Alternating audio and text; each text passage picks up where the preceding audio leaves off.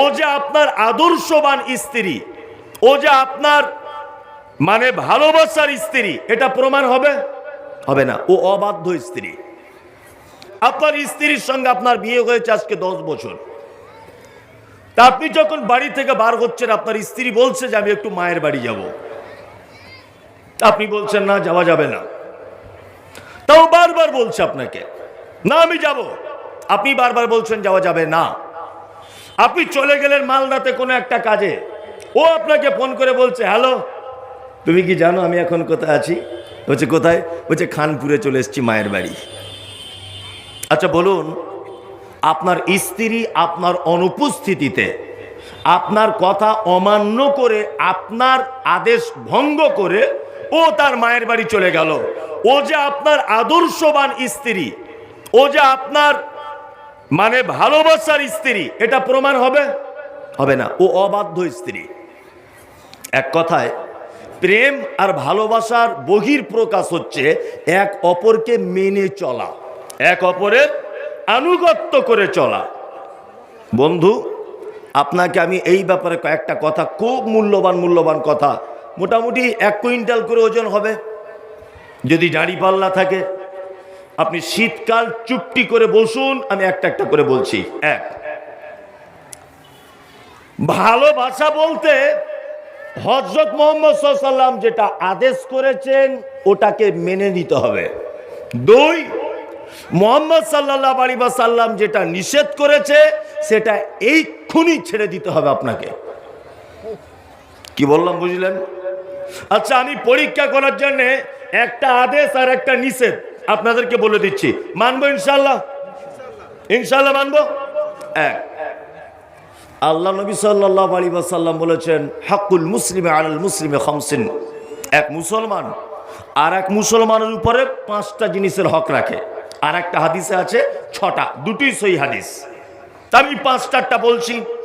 এক, আল্লাহ নবী সাল্লাল্লাহু আলাইহি ওয়াসাল্লাম বলেছেন রাদ্দুস সালাম। পরিচিত অপরিচিত মানুষকে দেখলে কি বলবে?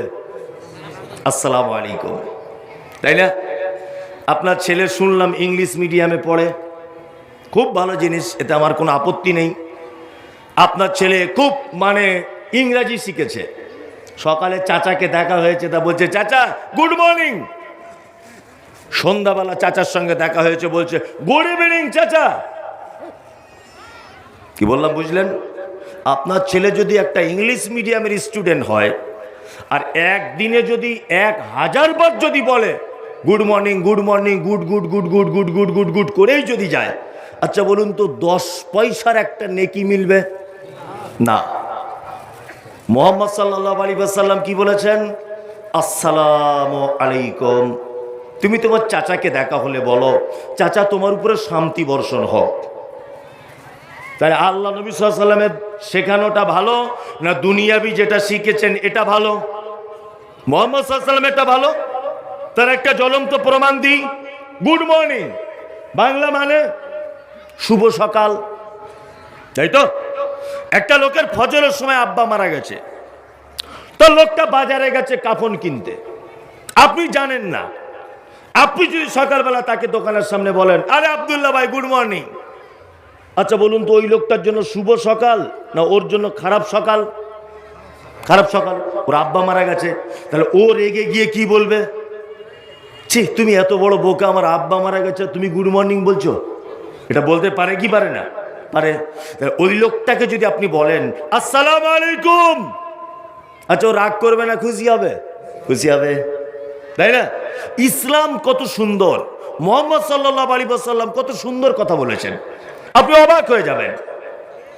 1, 2, সালাম সবাইকে দেওয়া যায় কি যায় না? বউকে দেওয়া যাবে না।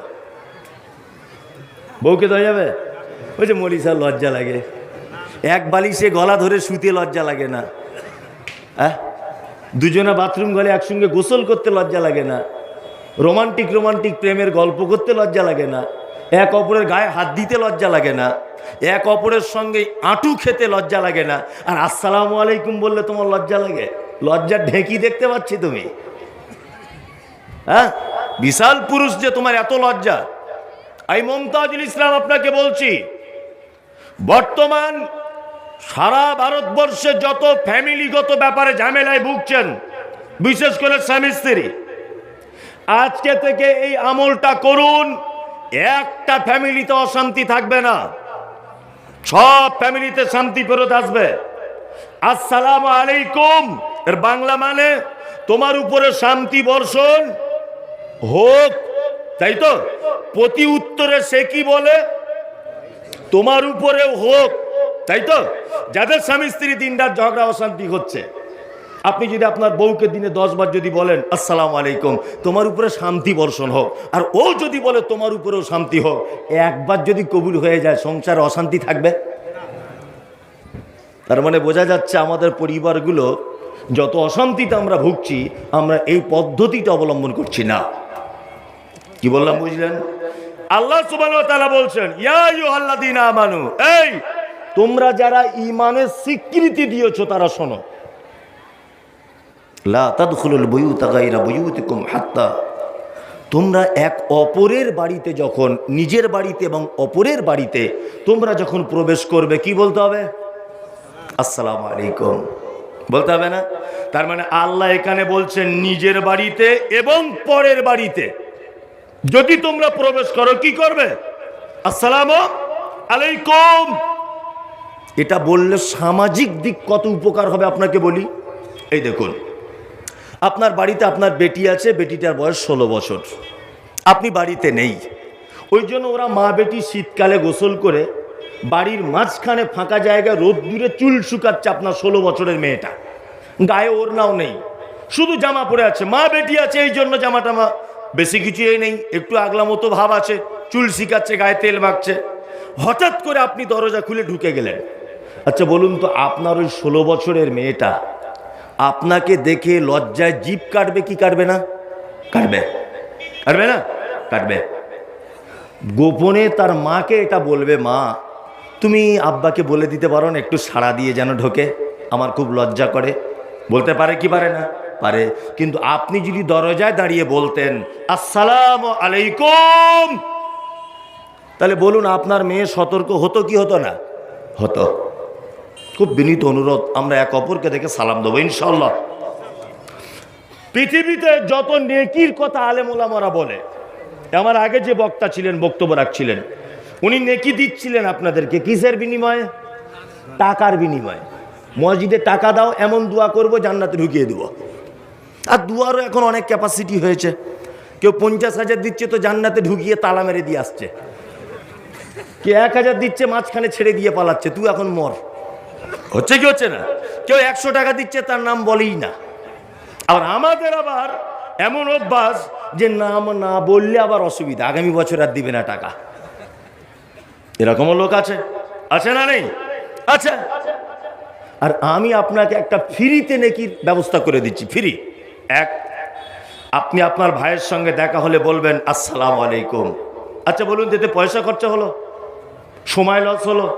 কিছু না। তাহলে কটা নেকি পেলেন? 10টা। কটা? 10টা। আপনি আসসালামু আলাইকুমের বলে আবার বলুন ওয়া রাহমাতুল্লাহি, আবার 10টা নেকি। ওয়া বারাকাতুহু, আরো 10টা নেকি। যত শব্দ বাড়াবেন তত করে নেকি। তাহলে বলুন, একটা লোক ফ্রিতে সারাদিনে 1000 নেকি ইনকাম করতে পারে কি পারে না? পারে, পারে। ইনশাআল্লাহ আমরা ফ্রি নেকি ছাড়বো না, ইনশাআল্লাহ, ইনশাআল্লাহ। দুই নম্বর হচ্ছে ওয়ায়াদাতুল মারিজ। নবীজির ভালো কাজটা বলছি, এরপরে খারাপটাও বলবো।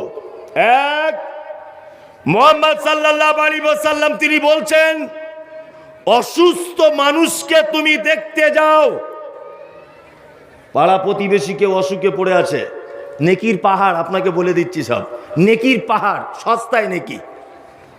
পাড়ায় কেউ একজন অসুখে পড়ে আছে, ফজরের নামাজ পড়ে যান, তার মাথাতে দুবার হাত বুলিয়ে দিয়ে বলুন, চাচা লা বাসা তাহুরুন ইনশাআল্লাহ, তুমি চিন্তা করো না, আল্লাহ তোমাকে ভালো করে দেবে বাপ, কোনো অসুবিধা নেই।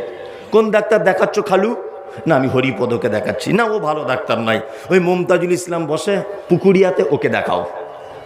ওই জার্জিস ভাই বসে, ওকে দেখাও। ওই আবদুল্লাহ সাহেব বসে, ওকে দেখাও।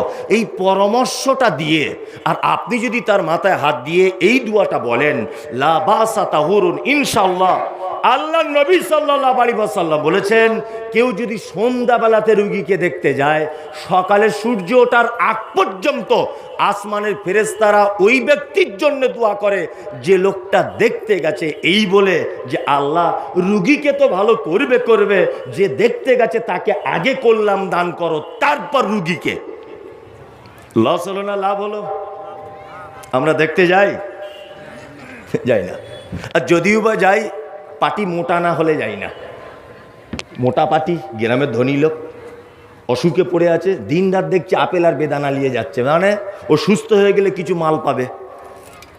পঞ্চায়েত প্রধান মেম্বার অসুখে আছে, সবাই দেখছি দেখতে যাচ্ছে, তাকে দেখতে যাচ্ছে না। ওদের বাড়িতে 3টে ফ্রিজ, উপরের তলায় নিচের তলায়, সিঁড়ির ঘরে একটা। ওর বইয়ের 3টে ফ্রিজ, আপেল বেদানা আঙ্গুর ধরে না, তবুও নিয়ে বলছে তুমি জনমের খাওয়া খাও। মানে ওর কাছে কিছু সার্থক আছে তার। কি বললাম বুঝলেন? প্রতিটা গ্রামে এ কথাগুলো আমি বলি সব সময়তে বলি। প্রতিটা গ্রামে দেখবেন কিছু লোক আছে, তারা এর বাপের, ওর মায়ের, ওর খালার, ওর বেটার কবর খোঁড়ে। আছে না? আছে। জীবনে দেখেছেন কোনো স্কুলে হেডমাস্টার, বড় কোনো বক্তা, বড় কোনো মুফতি সাহেব কারুর মায়ের বাঁশতলাতে গিয়ে কবর খুঁড়ছে? গ্রামের কোটিপতি লোক কবর খোঁড়ে কারা? গরিব মানুষ রিক্সা চালায় তারা। কবর খুঁড়ে কোনোদিন তারা এসে মৃত্যু বাড়িতে তার গার্জেনকে বলে তোমার বাপের কবর কমপ্লিট, 5,000 টাকা দাও? না, এমনিতেই খোঁড়ে, তাই না?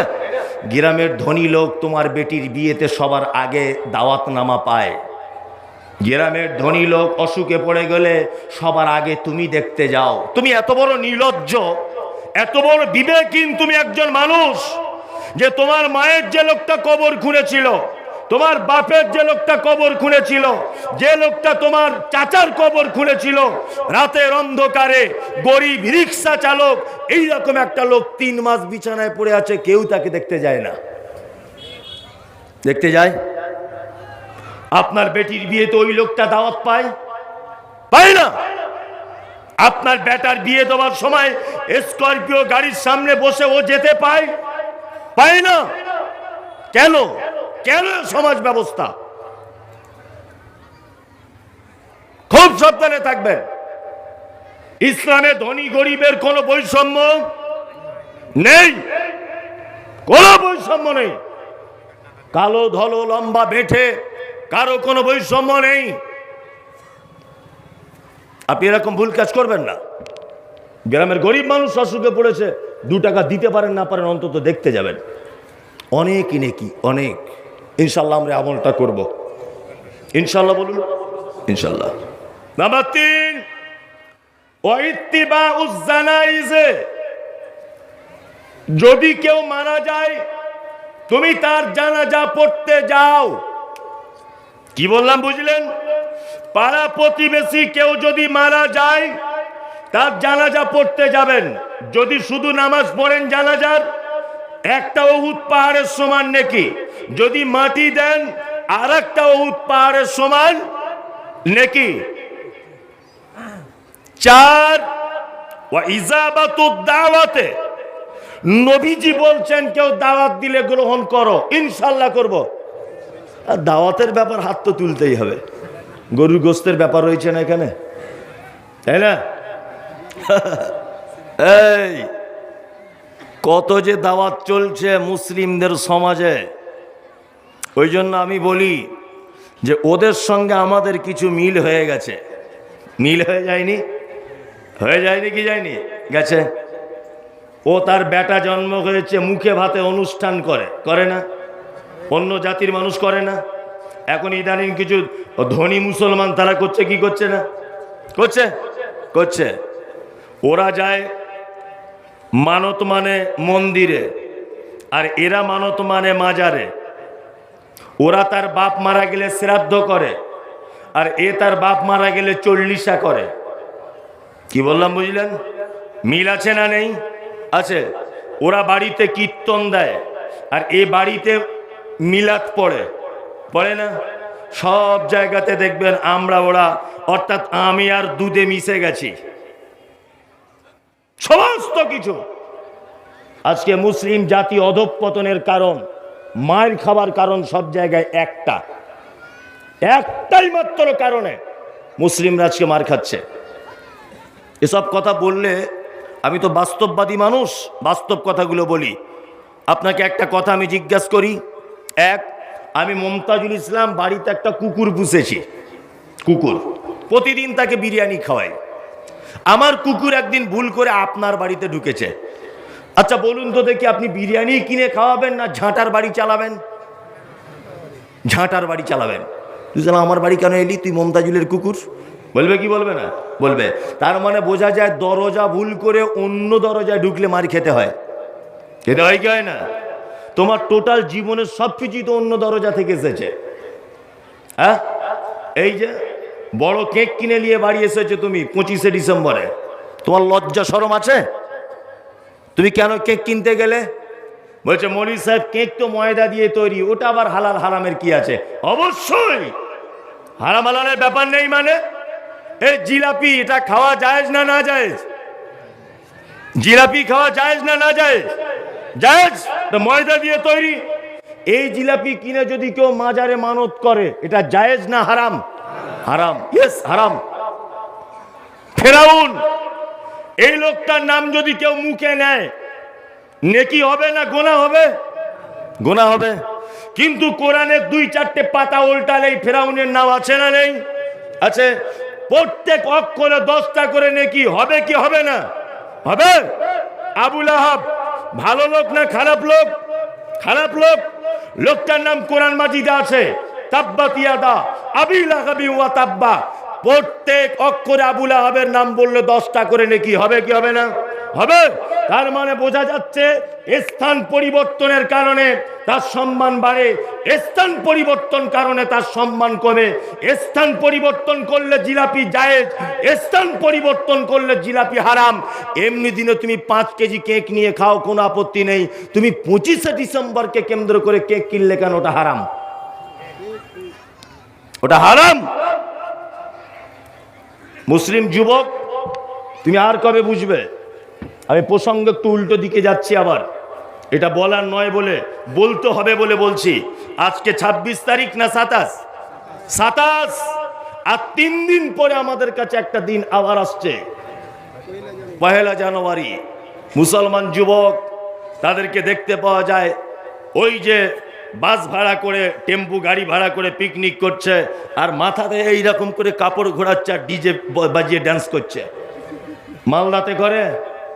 তোমার মাথাতে গোবর আছে? তুমি বুঝো কিছু?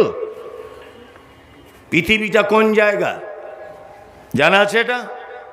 আল্লাহ তাআলা বলছেন লিয়াবলুয়াকুম আইয়ুকুম আহসানু আমালা। পৃথিবী হচ্ছে একটা পরীক্ষার জায়গা। এখানে পরীক্ষা হবে একটা, যে কে সব থেকে উত্তম আমল করেছো তোমাদের ভিতরে, এটা পরীক্ষা হবে, তাই না? পরীক্ষার হলের নিয়ম কি বুঝেন? পরীক্ষার হলের নিয়ম জানা আছে? 3 ঘন্টার পরীক্ষা হয়। ছাত্র ঢুকে গেছে পরীক্ষার হলে, কেউ কথা বলবেন না। 1 ঘন্টা হয়ে গেলে 1 ঘন্টা পরীক্ষার হলে ঘন্টা দেয় না 1 ঘন্টাতে। তার মানে মাস্টার ছাত্রকে সতর্ক করতে গিয়ে বলে, তোমার জীবনের 3 ঘন্টা মূল্যবান টাইমের 1 ঘন্টা চলে গেছে। 2 ঘন্টা হয়ে গেলে আবার 1 ঘন্টা। মাস্টার তোমাকে বলছে তোমার জীবনের মূল্যবান 3টে ঘন্টা থেকে 1টা ঘন্টা চলে গেছে। আবার 3য়বারে ঢং, তোমার খাতা জমা নিয়ে নেওয়া হবে। তখন যদি তুমি বলো আমার আর 2টো কোশ্চেনের অ্যান্সার দিতে ভুল হয়েছে, একটু ঠিক করে দিই, খাতাটা দেন। হেডমাস্টার খাতা দেবে না কেড়ে নেবে? কেড়ে নেবে। মুসলমান, তোমার 60 বছর পরীক্ষার জীবনের টাইম দেওয়া হয়েছে। 2023 চলে যাওয়া মানে তোমার 1টা ঘন্টা পড়ে গিয়েছে। 2024 আসছে মানে তোমাকে সতর্ক বার্তা দেওয়া হচ্ছে, তোমার জীবনের 60 বছরের 1টা বছর 365 দিন পার হয়ে গেল। মুসলমান যুবক, তোমার এটা উচিত ছিল তুমি রাতের অন্ধকারে ভাবতে শুরু করবে আর বলবে 1 বছর 2023 সালে আমি কতটা নফল রোজা রাখতে পারলাম, কতটা নফল নামাজ পড়তে পারলাম, কতটা ফরজ ইবাদত করতে পারলাম, কতটা আল্লাহর কাছে ক্ষমা চাই বুঝাইতে পারলাম কতটা আল্লাহর দরবারে আমি নিজেকে মানে আত্মসমর্পণ করতে পেরেছি। এইটা তার উচিত ছিল কি ছিল না? ছিল। কিন্তু মুসলমান, তোমার কপাল পোড়া, তুমি 1 জানুয়ারিকে কেন্দ্র করে তুমি দেশি মুরগা জবাই করে তুমি ডিজে বাজিয়ে পিকনিক করছো, তোমার মাথাতে গোবর ভরা আছে। কি বললাম বুঝলেন? তোমার মাথাতে গোবর ভরা আছে। তুমি জানো? হ্যাঁ, 1 জানুয়ারি ইতিহাস তুমি জানো? রোমানের দেবী নাম হলো তার জানুস। রোমানবাসীদের এটা বিশ্বাস যে জানুস নামক দেব বা দেবী এ আগামী এবং ভবিষ্যতের কথা সবকিছু বলে দিতে পারে। পৃথিবীতে আল্লাহ ছাড়া আগামী দিনের ভবিষ্যতের কথা কেউ বলতে পারে না। এই জানুস নামক দেবীর নামে নামকরণ করা হয়েছে, তার নাম জানুয়ারি। মুসলমান, তুমি ইহুদি খ্রিস্টানদের পাল্লাতে পড়ে তুমি আজকে বড় কেক কিনতে বসেছ, তুমিও 1 জানুয়ারি মানতে বসেছ। বড় দুঃখ লাগে এগুলো। আজকে আমাদের মার খাওয়ার অনেক কারণ। কি কারণ? আমরা সব ওদের অনুসরণ করে চলছি। মুসলমান চেনা যায়? চেনা যায় না। 2000 সম্ভবত 18 না 19 সালে সম্ভবত ওই মুর্শিদাবাদে দৌলতাবাদে একটা বাস পড়ে গিয়েছিল নদীতে, জানেন? হ্যাঁ। তা আমি ওই রাস্তা দিয়ে গাড়ি নিয়ে আসছি, তা ওই জায়গাটায় দাঁড়িয়ে একটা মুরব্বী লোককে জিজ্ঞাসা করে বলছি, চাচা বাসের ভিতরে কোনো মুসলমান ছিল? তা বলছে ঠিক তো চেনা যায়নি, আমাদের ক্লাবের ছেলেরা কিছু লোক উদ্ধার করেছিল, তারপরে সরকারিভাবে কিছু মানুষ উদ্ধার করা হয়েছিল, মানে হিন্দু মুসলমান কিছু বোঝা গেছে। তা বলছে আমাদের ক্লাবের ছেলেরা ক্লাবে ঢুকিয়ে চেন খুলে খুলে দেখেছে কে মুসলমান। আপনি দাঁত বার করে হেসে দিলেন। মানে বর্তমানে মুসলমান দেখতে গেলে চেন খুলে দেখতে হয়। বাহ্যিক দৃষ্টিতে বোঝা যায় যে লোকটা মুসলিম। ওর নাম তো পল্টু, ওর নাম ফটিক, ওর নাম ফিটু, ওর নাম অমুক, আছে না নেই? মুখে দাড়ি নেই, গাঁটের নিচে কাপড়। এই লোকটা যদি পুকুরিয়া রোডে অ্যাক্সিডেন্ট হয়, বলুন তাকে আপনি কি দেখে চিনবেন? চেন খোলা ছাড়া চেনা যাবে? যাবে না। খুব সাবধান। দাওয়াতের ব্যাপারে বলছিলাম, মুহাম্মদ সাল্লাল্লাহু আলাইহি ওয়াসাল্লাম বলেছেন ইজাবাতুদ দাওয়াতে, কেউ দাওয়াত দিলে গ্রহণ করে, তবে বৈধ দাওয়াত দিলে গ্রহণ করতে হবে, অবৈধ দাওয়াতে গ্রহণ করা যাবে না। মুসলমানি খাতনা অনুষ্ঠান এটা হারাম, চলবে না। কোনো মানুষ মারা গেলে তার বাড়িতে কোনো কিছু রান্না করা চলবে না, এটা একেবারে নিষিদ্ধ। যদি বলছেন তাহলে বাইরের লোক এসে খাবে কি, ও কি খাবে, তোমার অত টেনশন কিসের? ও খেতে হবে না ওকে। আর যদিও বা খাওয়া দাওয়ার ব্যবস্থা করে, পাড়া প্রতিবেশীর লোক মিলে করবে। ওর বাড়ির থেকে যেন 1 পয়সা না নেওয়া হয়, এটা হচ্ছে ইসলাম। যার বাপ মারা গেছে, যার মা মারা গেছে, যার স্ত্রী মারা গেছে, যার বেটা মারা গেছে, 3 দিন পর্যন্ত তারা শোক পালন করবে। প্রয়োজনে এই 3 দিন প্রতিবেশীরা রান্না করে ওদেরকে খাওয়াবে। সমাজ পুরো উল্টো পথে চলছে না? যে মারা গেছে তার বাড়ির বস্তা কেটে চাউল বার করে বড় মাছ এনে রান্না করে তার বাপের টাকা দিয়ে 300 জন লোকের খাওয়া দাওয়ার অ্যারেঞ্জমেন্ট কে করতে বলেছো তোমাকে? তুমি জানো এটা ইসলাম পারমিশন দেয় না? জানা আছে এটা? পারমিশন দেয় না। নাম্বার 3, একটা মেয়ের বিয়ে হচ্ছে, বিয়ের হওয়ার আগে ডেট ফাইনাল করার জন্য আপনাদের এই দিনটা কি বলে? দিন ধারা। লোকজন যায়? কতজন যায়? 5 জন 6 জন? একদম না। আর যদিও বা যান, খাওয়া যাবে না, না খেয়ে আসতে হবে। কি বললাম বুঝলেন? এ কে মানবে? কি মানতে পারবে না। খুব কঠিন। দাওয়াত বাড়িতে যাবেন, সব দাওয়াত বাড়িতে যাবেন না। একটা দাওয়াত বাড়িতে দেখছেন ডিজে বাজছে, গান বাজছে, বাড়ি চলে আসতে হবে। নাম্বার 4, একটা বাড়িতে গিয়ে দেখছেন আপনি ছবি, আপনাকে বাড়ি চলে আসতে হবে। একটা বাড়িতে দাওয়াত দেওয়া হয়েছে, সেই বাড়িতে দেখবেন কুকুর পালা আছে, কুকুর। অনেক বাড়িতে কুকুর পোষা থাকে না? ধনী লোক হলে থাকে কি থাকে না? এইরকম বাড়িতে আপনাকে দাওয়াত করা হলে আপনি যেতে পাবেন না, আপনি বাড়ি চলে আসবেন। এটা আপনার জন্য মুহাম্মদ সাল্লাল্লাহু আলাইহি ওয়াসাল্লাম এই পদ্ধতি বলে দিয়েছেন।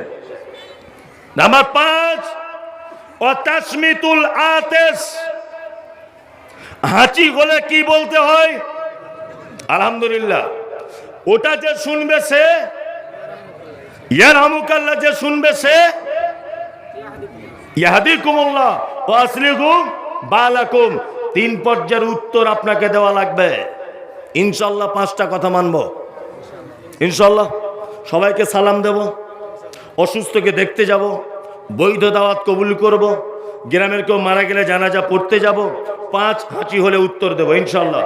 চলুন, যদি এই 5টা মেনে নিতে পারেন তবে আপনি একজন মোহাব্বতে রসুল হিসাবে গণ্য হবেন।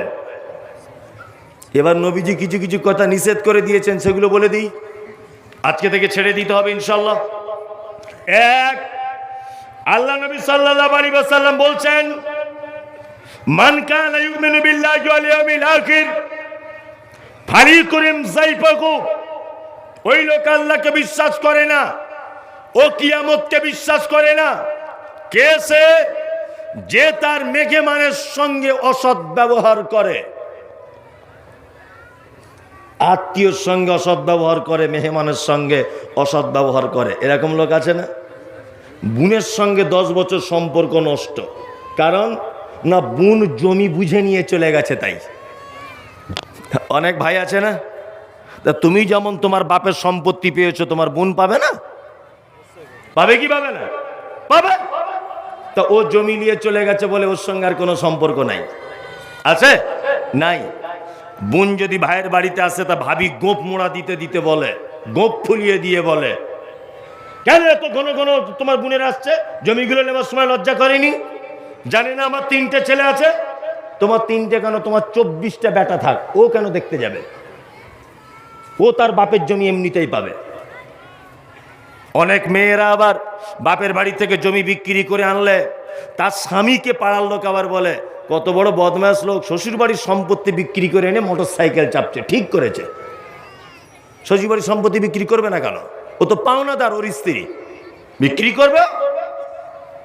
আত্মীয়তার সম্পর্ক নষ্ট করা যাবে না। 2, আল্লাহ নবী সাল্লাল্লাহু আলাইহি ওয়াসাল্লাম বলছেন, ওমান কানা ইউমিনু বিল্লাহি ওয়াল ইয়াউমিল আখির ফালইউজি জারাহু। ও আল্লাহকে বিশ্বাস করে না, ও কিয়ামতকেও বিশ্বাস করে না। কে সে? যে তার প্রতিবেশীর সঙ্গে অসৎ ব্যবহার করে। পাড়া প্রতিবেশীর সঙ্গে সৎ ব্যবহার করবেন। আপনার মনে তো হিংসা ভর্তি, হিংসা ভর্তি না? হিংসা একেবারে ভর্তি। যে জায়গাটা প্রয়োজন নেই, প্রতিবেশীর একটা লোক যাতায়াত করে, তার একটু রাস্তা কম বা অন্য কিছু একটু যাতায়াত করে, তা ও হিংসা করে সেখানে কুঞ্চি দিয়ে ঘিরে দিয়েছে। এরকম লোক মালদা জেলাতে নেই অবশ্য, আছে? আছে, আছে, বেশি আছে মনে হয়। কুরবানির দিনে আমি একটা গরু কিনেছি, আমার বাঁধার জায়গা নেই, তা আপনার খামারে আমি 2-4 দিন বেঁধেছি, কুরবানির দিন জবাই করে দিব। তা আপনার বউ আপনাকে রাতে শুয়ে শুয়ে বলছে, কি ব্যাপার? মমতাজুল ইসলাম গরু বানছে, মনে হয় জায়গা দখল করে নিতে পারে। আর ও গাধার বেটা গাধা, সকালবেলাতে দেখছি ওই কুল গাছের কাঁটা নিয়ে জায়গাটা ঘিরছে। বলছে, মামু কি করবে? বলছে, না ঘিরে রাখছি। কি বললাম বুঝলেন না? ওর ইমান কম। ওর কি ইমান কম। মুহাম্মদ সাল্লাল্লাহু আলাইহি ওয়াসাল্লাম তিনি বলছেন, এক প্রতিবেশী যেন আর এক প্রতিবেশীর দেওয়ালে কুঞ্চি বা কাঠ এই জাতীয় কোনো জিনিস এরকম টেক দিয়ে রাখতে নিষেধ যেন না করে। 2, আমার বাড়িতে কল নেই, আমার স্ত্রী আপনার বাড়িতে 2 দিন পানি আনতে গেছে, তা আপনার স্ত্রী মিষ্টি করে বলছে, বুবু তোমাকে একটা কথা বলবো। তা বলছে, কি বলো? বলছে, তুমি ঘন ঘন আমাদের কলে এসো না, কল খারাপ হয়ে যেতে পারে। তোমাদের বাড়ির 17 জন কল ধরে 24 ঘন্টা এরকম এরকম করছে, তখন খারাপ হয় না, আর আমার বউ গিয়েছে খারাপ হয়ে যাবে? তোমার পাছার চামড়া তুলে দেবো, বিয়াদব কোথাকারে। মুহাম্মদ সাল্লাল্লাহু আলাইহি ওয়াসাল্লাম কি বলেছে তোমার জ্ঞান আছে? আল্লাহ তাআলা বলছেন, ওয়ায়ামনাউনাল মাউন, ওদের জন্য জাহান্নাম। যারা তার প্রতিবেশীকে সামান্য উপকার করা থেকে নিজেকে সরিয়ে রাখে, আল্লাহ বলছে ওয়ায়ামনাউনাল মাউন, ওর জন্য জাহান্নাম। কোরআনে আছে না নেই? ওয়ায়ামনাউনাল মাউন আছে। তার মানে প্রতিবেশীকে সামান্য উপকার করা থেকে যে লোক নিজেকে আটকিয়ে রাখে এ লোক জান্নাত প্রবেশ করবে না।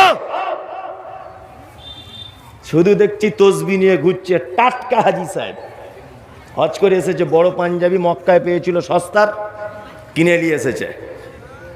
কি বললাম বুঝলেন?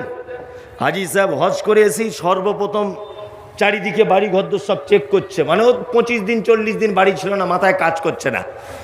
কে গাছের পাতা কেটেছে, কেউ একটু হয়তো তার রাস্তা দিয়ে যাতায়াত করেছে, এসেই বলছে দেখলি 40 দিন ছিলাম না, মাঝখানে কি করে দিয়েছে, সঙ্গে সঙ্গে কুঞ্চি দিয়ে ঘেরে দিয়েছে, তোমার হজের 12:30 বেজে গেছে। কি বললাম বুঝলেন তো? কতদিনের দুনিয়া, তুমি ওর রাস্তা আটকাতে যাচ্ছ? কতদিনের? তুমি ওর রাস্তা আটকাতে যাচ্ছ কেন? হ্যাঁ, এত বদমাইশ মানুষ বর্তমানে। এগুলো বাস্তব বলছি না অবাস্তব? বাস্তব। জমি মাপ হয়ে গেছে, এইটা সীমানা, আর ও গাছ লাগাচ্ছে এই জায়গাটায়। গাছ বড় হলে তো জায়গা বেশি হয় না কম হয়? বেশি হয়। যখন গাছ বড় হয়ে ওর জায়গায় চলে এসেছে, ও যখন ডাল কেটে দিচ্ছে, তখন এ বাঁশলি ওর মাথাতে মারছে, তুই কেন আমার গাছের ডাল কাটলি? এই তুমি গাছ লাগিয়েছো কেন ওই পজিশনে? তুমি গাছ লাগালে কেন ওই রকম জায়গাতে?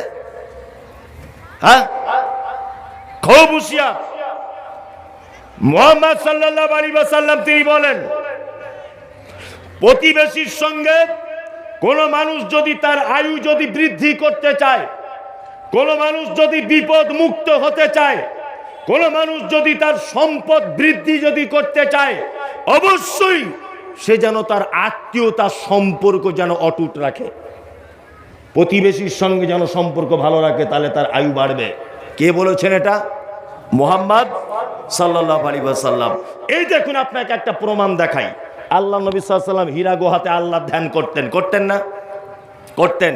জিবরিল এসে একদম চেপে ধরে দিয়ে বলছেন ইকরা, আপনি পড়ুন।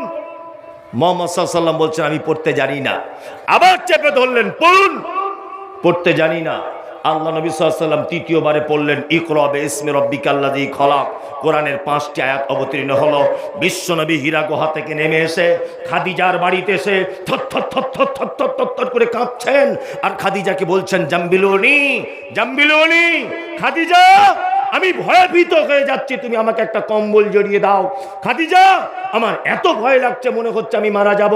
খাদিজা এত বিভৎস একটা মানুষকে দেখলাম যা আগে কোনোদিন দেখিনি। খাদিজা মনে হয় আমি মারা যাব, আমি আর বাঁচবো না, খুব ভয় করছে। থরথর থরথর করে কাঁদছেন মুহাম্মদ সাল্লাল্লাহু আলাইহি ওয়াসাল্লাম। খাদিজা তখন বলছেন আল্লাহর নবী আপনার কোনো টেনশন নেই, পৃথিবীর কোন শত্রু আপনার কোনো ক্ষতি করতে পারে না, কোন মানুষ আপনার বিপক্ষে কিছু করতে পারবে না, কারণ আপনি প্রতিবেশীর সঙ্গে সদ্ব্যবহার করেন। 2 আপনি আত্মীয়তার সম্পর্ক বজায় রাখেন। 3 আপনি দুস্থ মানুষদের পাশে দাঁড়ান। 4 আপনি বিধবাদের সঙ্গে সদ্ব্যবহার করেন। 6 আপনি এতিমদের সঙ্গে সদ্ব্যবহার করেন। আপনাকে কোনো রকমের কেউ পৃথিবীতে ক্ষতি করতে পারবে না। অত্র হাদিস থেকে এটা বোঝা যায় যে প্রতিবেশী এবং আত্মীয়তার সম্পর্ক ভালো রাখলে পৃথিবীতে অনেক মুসিবত থেকে বাঁচা যায়। আমরা তো সব সময়তে প্রতিবেশীকে কি করে বিপদে ফেলা যায় এই ধান্দায় ঘুরছি, ঘুরছি না? ঘুরছি, সব সময়তে ঘুরছি। প্রতিবেশী যদি আপনি খারাপ মনে করেন, কামনা করেন, আপনার কত বড় সর্বনাশ হবে সেটা বলছি শুনুন।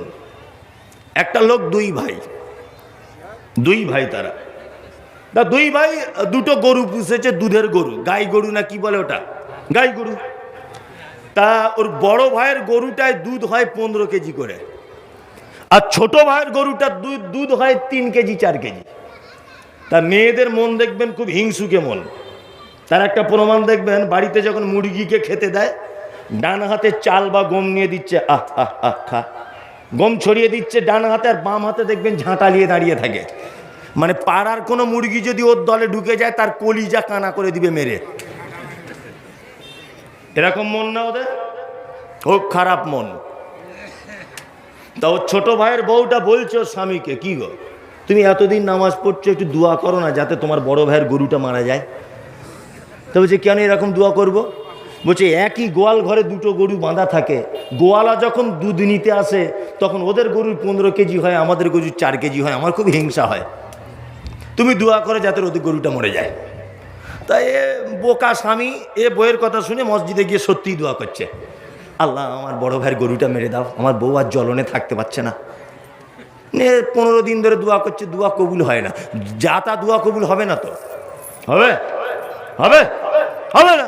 এখন 95 বছর বয়সের একটা লোক যদি বলে আল্লাহ আমাকে একটা ফুটফুটে ছেলে দাও, হবে হবে? ওর ছেলে হবে কি করে? 95 বছর বয়স হয়ে গেছে ওই মেয়েটা, ওর আর বাচ্চা হওয়া সম্ভব? সম্ভব নয়। একটা ডাক্তার দান করেছে 5000 টাকা, ডাক্তার। তা মৌলভী সাহেব দোয়া করছে, আল্লাহ ডাক্তারের ব্যবসাতে বরকত দাও, ডাক্তারের ব্যবসা বরকত দাও, মানে সব লোক রুগী হয়ে যাক, অসুস্থ হয়ে যাক সবাই, এইটাই তো দোয়া। তার মানে দোয়া করতে গেলে বুঝে করতে হবে। কি বললাম বুঝলেন? তা ও দোয়া করছে আল্লাহ ওর ভাইয়ের গরু মেরে দাও, এই দোয়া সহজে কবুল হবে? হবে না। ওর বউ একদিন রাগ করে খুব বলছে, তুমি ঘোড়ার দিন কেমন নামাজি বলো তো, তোমার নামাজি কবুল হয় না। তার মানে বলছে কেন রে এরকম ভাবে বলছিস? বলছে তোর দোয়া কেন কবুল হয় না, ওদের গরু কেন মরে না? তার লোকটা একদিন মনে মনে ভেবেছে ফজরের নামাজ পড়ে আজকে দোয়া করতে লাগবো, একেবারে জোহর পর্যন্ত চালাবো। খুব দোয়া করছে, রব্বানা আতিনা ফিদ দুনিয়া, আল্লাহ বড় ভাইয়ের গরু মেরে দাও না, মারতেই হবে যেমন হোক করে, বইয়ের জ্বলনে টিকতে পারছি না। খুব দোয়া করছে, খুব দোয়া করছে, দোয়া করছে। আর ওর মেয়ে পিছনে এসে বলছে আব্বা, তা বলছে কি? বলছে গরু মরে গেছে। আর লোকটা তাহলে ভেবেছে সত্যি আজকে আমার দোয়া কবুল হয়েছে। খুব বগল বাজাতে বাজাতে বাড়ি যাচ্ছে, হ্যাঁ বগল বাজাতে বাজাতে বাড়ি যাচ্ছে, বাড়ি গিয়ে দেখছে ওদের গরুটা মারা গেছে। তখন ওর বউ দেখছে মুড়ো ঝাঁটা নিয়ে স্বামীটার মুখের কাছে নিয়ে যাচ্ছে, আর বলছে কেমন দোয়া করেছো, কেমন দোয়া করেছো, আমাদের গরুটাই চলে গেল। তখন লোকটা তখন বলছে, ওরে দোয়া ঠিক কবুল হয়েছে, ফেরেশতারা গোয়াল ঘর চিনতে ভুল করে দিয়েছে, পাশাপাশি গোয়াল ঘর তো, ওই জন্য ওদেরটাই ঢুকতে না ঢুকে আমাদেরটাই ঢুকে গেছে। তার মানে বুঝতে পারা যায়, আপনি যদি আপনার প্রতিবেশী কাউকে ক্ষতি করার যদি চেষ্টা করেন, ঘুরিয়ে বিপদ হবে কার? আপনার।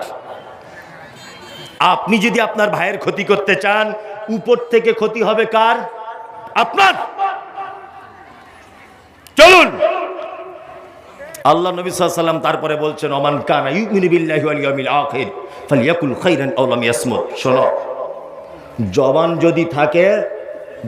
যদি থাকে মিষ্টি কথা বলো, প্রয়োজনীয় কথা বলো না তো তুমি চুপ থাকো। কিছু লোক আছে না বাজারে VAT VAT VAT VAT VAT VAT করে বকে, এরকম লোক আছে না? একদম বেশি বকাবকি করবেন না, চুপ থেকে জ্ঞান অর্জন করুন। কি বললাম বুঝলেন? তাহলে এইখানে আপনাকে 3টে নিষেধ করলাম। 1, মেঘেমানের সঙ্গে সৎ ব্যবহার করবেন। 2 নম্বর, প্রতিবেশীর সঙ্গে খারাপ ব্যবহার করব না ইনশাল্লাহ। 3 নম্বরের জবান থাকলে মিষ্টি কথা বলবো, খারাপ কথা বলবো না। চলুন, এবার আমি 1500 বছর আগে আবার ফেরত যাব। আমরা নবীজিকে কতটা ভালোবাসি, আর সাহাবায়ে কেরামগণ নবীজিকে কতটা ভালোবাসতেন। এবারে যারা বসে আছেন এখানে, শুধু মরা মানুষের মতো নিঃশ্বাসটা নেবেন, মানে বসে থাকবেন, আর শুধু নিঃশ্বাসটা নেবেন, নড়াচড়া করবেন না। চমৎকার একটা হাদিস আপনার সামনে আমি বর্ণনা করতে যাচ্ছি। 1, উহুদের যুদ্ধ হয়েছিল কত হিজরিতে জানা আছে কারুর? উহুদের যুদ্ধ 3 হিজরিতে। কত হিজরি? 3। উহুদের যুদ্ধের আগের দিন, আমার দিকে ফিরবেন কিন্তু দয়া করে বলছি, একদম আপনারা ইমোশনাল অবস্থায় থাকুন, আর আমার দিকে ফিরে হাদিসটা দেখুন কত চমৎকার। নবীকে সাহাবায়ে কেরামগণ কত ভালোবাসতেন। উহুদের যুদ্ধের আগের দিন বিকেল বেলাতে আল্লাহ নবী সাল্লাল্লাহু আলাইহি ওয়াসাল্লাম একজন সাহাবীর বিয়ে পড়িয়েছিলেন, তার নাম হানজালা রাদিয়াল্লাহু তাআলা আনহু। কি নাম? হানজালা। বিয়ে পড়িয়ে আল্লাহ নবী সাল্লাল্লাহু আলাইহি ওয়াসাল্লাম এত খুশি হয়েছিলেন যে নিজের হাতে খেজুর সাহাবীদের মধ্যে ছিটিয়ে ছিটিয়ে দিয়েছিলেন, আনন্দ করে, খুশি হয়ে। হানজালা স্ত্রীর সঙ্গে রাতের বেলা শুয়ে আছেন, স্বামী স্ত্রী বাসর রাত্রিতে মিলনও হয়েছে। আল্লাহ নবী সাল্লাল্লাহু আলাইহি ওয়াসাল্লাম গভীর রাত্রে ডাক দিলেন উহুদের যুদ্ধের। হানজালা আল্লাহ নবীর গলার আওয়াজ পেয়ে তাড়াতাড়ি করে বিছানা থেকে উঠে বিছানা ফেলে দিয়ে স্ত্রীকে বলে যাচ্ছেন একটা কথা, আল্লাহর নবী জিহাদের ডাক দিয়েছে, 1 মিনিট আমি আর তোমার কাছে শুয়ে থাকতে পারবো না, এখনই আমাকে চলে যেতে হবে। হানজালা চলে গেলেন। যুদ্ধ হচ্ছে, বিস্তারিত ঘটনা। আল্লাহ নবী সাল্লাল্লাহু আলাইহি ওয়াসাল্লাম এই যুদ্ধতে সাহাবীদেরকে নিয়ে বড় বিপদে পড়েছিলেন। এক পর্যায়ে এই যুদ্ধতে মুসলমানরা হেরে গিয়েছিল, জানেন তো এটা? জানেন। আর এই যুদ্ধতে মুসলিম সৈন্য 70 জন শহীদ হয়েছিল। তার ভিতরে ছিলেন আল্লাহ নবী সাল্লাল্লাহু আলাইহি ওয়াসাল্লামের আপন চাচা, নাম হলো তার হামজা। এর মধ্যে ছিলেন মুসআব বিন উমাইর। এর ভিতরে ছিলেন আল্লাহ নবী সাল্লাল্লাহু আলাইহি ওয়াসাল্লামের সাহাবী, তার নাম হানজালা। হাজী সাহেব যারা, তারা দেখে এসেছেন এই 70 জন শহীদের কবর। হাজী সাহেব কেউ আছেন? উহুদ পাহাড়ের পাশে 70 জন কবর আছে, আমি গিয়ে দেখে এসেছি। আল্লাহু আকবার। 70 জন সাহাবী পর শুয়ে আছেন উহুদ পাহাড়ের পাশে। 70 জন সাহাবী শুয়ে আছেন। আল্লাহ নবী সাল্লাল্লাহু আলাইহি ওয়াসাল্লাম যুদ্ধের ময়দানে মুসলিমরা যখন হেরে গেল, তখন আল্লাহ রাসূল যুদ্ধ শেষে সাহাবীদেরকে বললেন, লাশগুলোকে এক জায়গায় করো। লাশগুলো, সব লাশ এক জায়গায় করা হলো। 2টো লাশ খুঁজে পাওয়া যাচ্ছে না। কটা লাশ? 2টো। এক আল্লাহ নবীর চাচার লাশ হামজা, 2 আর একজন সাহাবী নাম তার হানজালা। হঠাৎ করে যুদ্ধের ময়দানে একজন মহিলা এসেছে, আল্লাহ নবীকে বলছেন, আল্লাহ নবী আপনি আমাকে চিনতে পারছেন? পর্দানাসীন মহিলা। বিশ্ব নবী বলছেন, না মা, তোমাকে আমি চিনতে পারছি না, তুমি কে? বলছে, আল্লাহ রসুল আপনি গতকাল বিকেলবেলা কারোর বিয়ে পড়িয়েছিলেন। বলছে, হ্যাঁ পড়িয়েছি, হানজালার বিয়ে পড়িয়েছিলাম। তখন মহিলাটা পর্দা থেকে হাতটা বার করে দিয়ে, এইভাবে বার করে দিয়ে বলছেন, আল্লাহ নবী এই দেখুন, আমি সেই হানজালার স্ত্রী। আমার হাতের মেহেন্দিটা এখনো পর্যন্ত শুকায়নি। আমি সেই হানজালার নববিবাহিত স্ত্রী। আল্লাহ রাসূল সাল্লাল্লাহু আলাইহি ওয়াসাল্লাম হানজালার স্ত্রীর মুখের দিকে তাকালেন, হাতের দিকে তাকালেন। তাকিয়ে তিনি এত জোরে কেঁদে উঠলেন, সাহাবীরা অবাক হলেন। তুমি হানজালার স্ত্রী? বলছে, আল্লাহ রাসূল আমি স্ত্রী। আল্লাহ রাসূল বলছেন, তুমি কি এটা জানো যে তোমার স্বামীকে খুঁজে পাওয়া যাচ্ছে না? তখন মহিলা বলছেন, আল্লাহ রাসূল আমি 2টো কারণে আপনার কাছে এসেছি। এক, আমি শুনেছি যে 70 জন সাহাবী আপনার শহীদ হয়েছে। সর্বপ্রথম আমি আপনার মুখটা দেখে আমার প্রাণ ভরে গেল যে আপনি পৃথিবীতে বেঁচে আছেন। 2, আমি আপনাকে আর একটা কথা বলতে এসেছি আল্লাহর নবী, যে আমার স্বামী বেঁচে আছে না মারা গেছে এটা আমার বিষয় নয়। আমার বিষয় হচ্ছে এই যে আমার স্বামী নাপাক অবস্থাতে আছে, আমার সঙ্গে মিলন করেছিল, কিন্তু আপনার প্রতি তার ভালোবাসা এত বেশি, আপনি যুদ্ধে ডাক দিয়েছেন, ও বিছানা ছেড়ে গোসল করতে পর্যন্ত ভুলে গেছে, ফরজ গোসল। আপনার ডাকে সাড়া দিয়ে চলে এসেছে। আল্লাহ নবী সাল্লাল্লাহু আলাইহি ওয়াসাল্লাম আপনি আমার স্বামীকে যদি শহীদ হয়ে যায় একটু গোসল করিয়ে পবিত্র করে দেবেন, কারণ আপনি বলেছেন যুদ্ধতে যারা শহীদ হয় তাদেরকে কাফন পরানো হয় না, যে পোশাকে থাকে, যে অবস্থায় থাকে সেই অবস্থাতেই তাদেরকে দাফন করিয়ে দেওয়া হয়। আল্লাহ রাসূল আমার স্বামীকে একটু গোসল করিয়ে দেবেন। বিশ্ব নবী সাল্লাল্লাহু আলাইহি ওয়াসাল্লাম কাঁদতে কাঁদতে বলছেন, ওগো মা, তোমার স্বামী হানজালা শহীদ হয়েছে।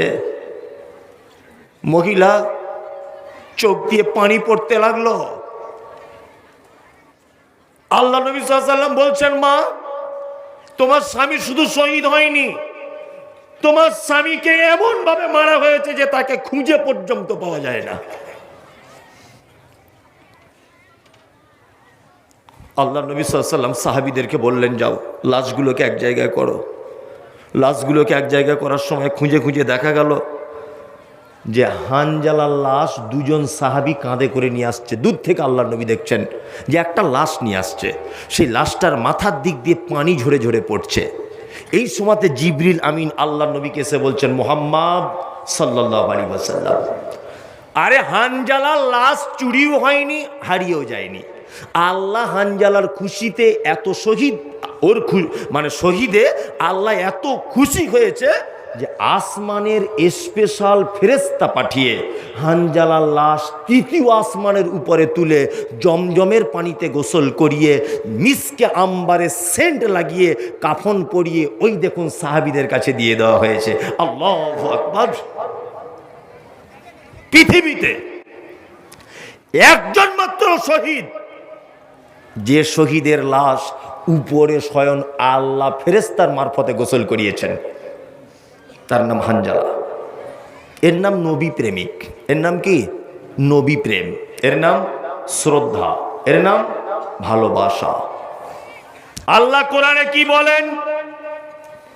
আল্লাহ বলেন, কুল ইন কুনতুম তুহিব্বুন আল্লাহ, তোমরা যদি আল্লাহকে ভালোবাসতে চাও, ফাত্তাবিউনি, তাহলে আমার রাসূলের আনুগত্য করে চলো। আনুগত্য মানে নবী যেটা আদেশ করেছে সেটা মেনে নিতে হবে। আনুগত্য মানে নবী যেটা নিষেধ করেছে তার থেকে দূরে আসতে হবে। এর নাম হচ্ছে ভালোবাসা। আমি মুমতাজুল ইসলাম বলছি, বর্তমানে কিছু মানুষ তারা নবী প্রেমিক দেখাতে চায়, আর তারা বলে আহলে হাদিসরা নবীকে ভালোবাসে না, আমরা নবীকে ভালোবাসি।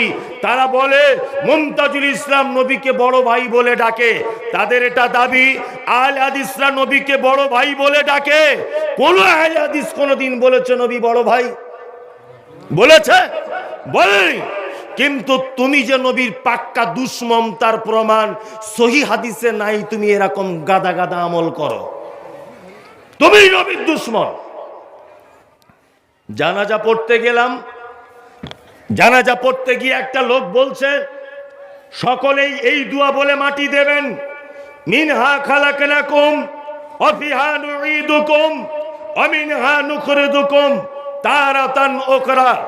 আমি সেখানে দাঁড়িয়েছিলাম, আমি বলে দিলাম মিনহা খালাকনাকুম বলে কেউ মাটি দিবেন না, এটা মাটি দেওয়ার দোয়া নয়, বিসমিল্লাহ বলে মাটি দিতে হবে, এটাই চূড়ান্ত। তখন চাচা আমার কাছে এসে বলছে, আপনি কতদূর লেখাপড়া শিখেছেন?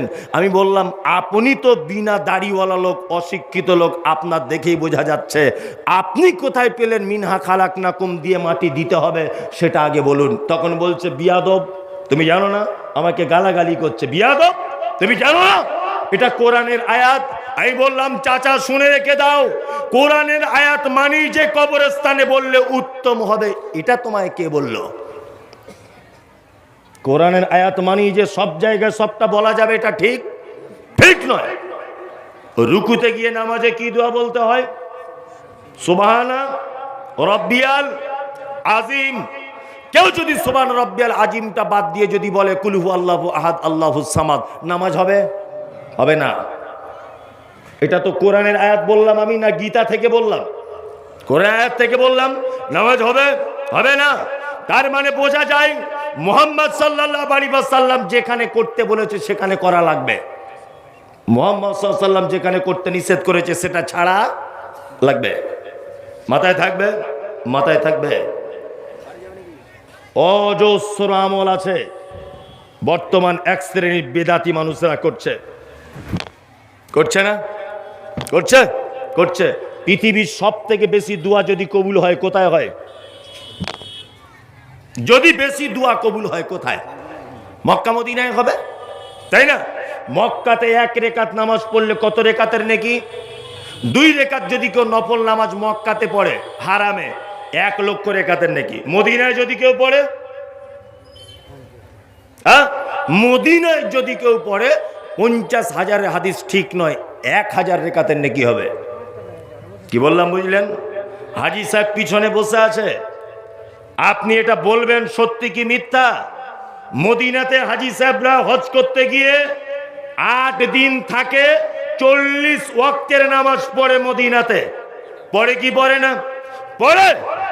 প্রত্যেক ওয়াক্তে নামাজের যখন তাকবীর দেওয়া হয়, আল্লাহু আকবার, আল্লাহু আকবার, আশহাদু আল্লা ইলাহা ইল্লাল্লাহ, আশহাদু আন্না মুহাম্মাদার রাসূলুল্লাহ, হাইয়া আলাস সালাম, হাইয়া আলাল ফালাহ, কদ কামাতিস সালাম, কদ কামাতিস সালাহ, আল্লাহু আকবার, আল্লাহু আকবার, লা ইলাহা ইল্লাল্লাহ। হাজী সাহেব প্রত্যেক শব্দ একবার করে বলে, বলে না? বলে। হাজি সাহেব 5 লাখ টাকা খরচা করে মক্কায় হজ করতে গেল।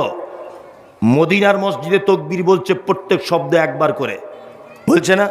ওই হাজি সাহেব আবার বাড়ি এসে যখন ইমামতি করছে তখন প্রত্যেক শব্দ দুবার করে বলছে। তার মানে আমি ওর নাম দিয়েছি ও খেজুর হাজি, মানে খেজুর কিনতে গিয়েছিল। কি বললাম বুঝলেন না? এই হাজি সাহেব, তুমি বাড়িতে মসজিদের ইমাম সাহেবকে বলতে পারলে না কেন তুমি দুবার করে কোথায় পেলে বলো? প্রত্যেক মসজিদে, পশ্চিম বাংলায় বেদাতি মসজিদে ফরজ নামাজের পরে পরেই দোয়া হচ্ছে, হচ্ছে না? মক্কা মসজিদে, মদিনাতে যেখানে 1000 রেকাতের নেকি, মক্কাতে কাবাতে যেখানে 1 লক্ষ রেকাতের নেকি, কাবা 5 লাখ টাকা খরচা করে গেছে, ওখানে দোয়া কম কবুল হবে না বেশি হবে? বেশি হবে, তাই না?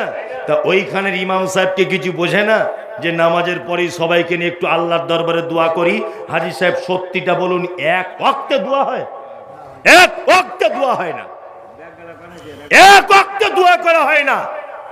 অথচ 2 নম্বরই হাজি বাড়িতে এসেই বলছে ইমাম সাহেব দোয়া করছে, আর ও দেখছে আমিন আমিন করছে। তুমি আমিন আমিন করলে কেন? এটা বেদাত। কেন তুমি করতে গেলে? লোক তো দেখেও একটু শেখে, লেখাপড়া না জানলে। দেখেও শেখে না, দেখেও শেখে। মদিনার মসজিদের পশ্চিম দিকে মুখ করে দাঁড়ালে বাম দিকে কবরস্থান, কবরস্থানের নাম বাকিউল গারকাদ, যাকে জান্নাতুল বাকি নামে সবাই চেনে। 10,000 সাহাবীর কবর। যেদিক দিয়ে ঢুকতে হয় এই দিক দিয়ে নয়, বাকিউল গারকাদের যেদিক থেকে বার হতে হয় কালো পাথর দেওয়া আছে ছোট ছোট। আর হযরতে উসমান গনি রাদিয়াল্লাহু তাআলা আনহুর কবর আছে যেখান থেকে বার হয়। হযরত উসমানের মতো ব্যক্তি ওখানে শুয়ে আছে। 10,000 সাহাবীর কবর ফাঁকা ময়দানে, কারুর কবরে চাদর নাই, কারুর কবরে ধূপ মোমবাতি নাই, কারুর কবরে কিছু নাই। হাজি সাহেব, তুমি কেন এই সর্বনাশ করলে? তুমি বাড়িতে এসে আবার শুনছি তুমি যাচ্ছ ফুরফুরাতে, তুমি যাচ্ছ আজমিরে, তুমি যাচ্ছ কাশ্মীরের দরগায়, তুমি যাচ্ছ অমুক দরগায়। হাজি সাহেব হবার পরেও তোমার লজ্জা শরম আছে? হযরত উসমান ফাঁকা জায়গাতে শুয়ে আছে, কোনো চাদর চড়ানো নাই, আর তুমি একটা বদমাইশ লোক তার কবরের চাদর চড়িয়েছে, তুমি সেখানে মোনাজাত করতে যাচ্ছ। তোমার লজ্জা শরম আছে?